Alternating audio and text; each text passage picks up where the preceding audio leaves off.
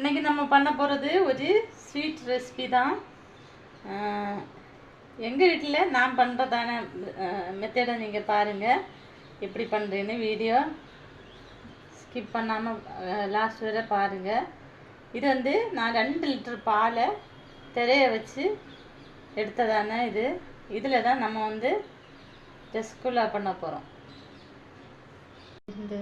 இப்போ இதை வந்து நல்லா தண்ணி இல்லாமல் நான் இந்த துணியில் இது பண்ணிவிட்டு வடிகட்டி இது துணியில் இது பண்ணிவிட்டு இதுக்கு மேலே ஒரு தண்ணியெல்லாம் பிழிஞ்சு எடுத்துகிட்டு நல்ல ஒரு வெயிட்டு போட்டு தண்ணி ஒரு சொட்டு கூட இல்லாமல் இந்த மாதிரி எடுத்துட்டேன் பாருங்கள். இந்த மாதிரி இருக்கணும். இதை நல்லா பிசையணும். நல்லா ரொம்ப நேரம் ஆகும், கொஞ்சம் நல்லா பிசைஞ்சு இதை ஸ்மூத்தாக பண்ணணும். நல்லா சாஃப்டாக ஆகிடுச்சு பாருங்கள். நல்லா சாஃப்டாக அதை இது பண்ணி வச்சுருக்கேன். இப்போ இதில் நம்ம 10 ரூபா பாக்கெட்டு மில்க் பவுடர் போட்டுக்கலாம். இதுக்கு நான் வந்து 2 பாக்கெட்டு போட போகிறேன் மில்க் பவுடர். ஃபஸ்ட்டு ஒன்று போட்டு பாருங்கள், அப்புறமா தேவைப்பட்டால் போடலாம். 2ஐயும் சேர்த்து நல்லா பிசைஞ்சு விட்டுடுங்க. இப்போ கொஞ்சமாக தண்ணி ஊற்றிக்கிடுங்க.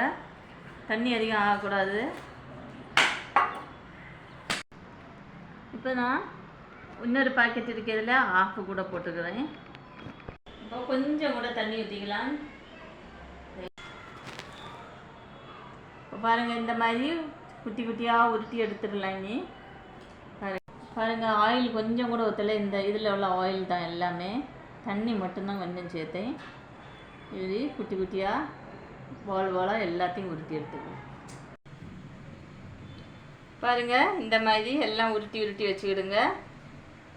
இப்போ நம்ம அந்த உருண்டை எல்லாம் பாலெல்லாம் பொரிச்சு எடுக்கிறதுக்கு எண்ணெய் ஊற்றிக்கலாம். ஒரு ½ டம்ளரு சுகர் போட்டுக்கலாம். கொஞ்சமாக தேவைக்கு தண்ணி ஊற்றிக்கிடுங்க. 1 டம்ளர் தண்ணி ஊற்றிக்கிடுங்க.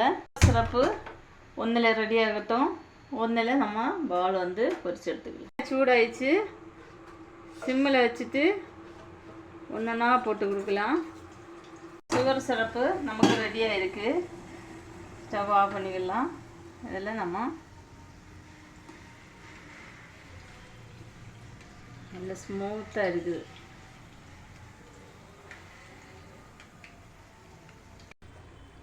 இப்போ நம்ம இதில் ஏலக்காய் பொடி போட்டுக்கலாம். பொடி போட்டாச்சு, நமக்கு ரசகுல்லா ரெடி ஆயிடுச்சு. இந்த வீடியோ பிடிச்சிருந்தால் லைக் பண்ணுங்கள், ஷேர்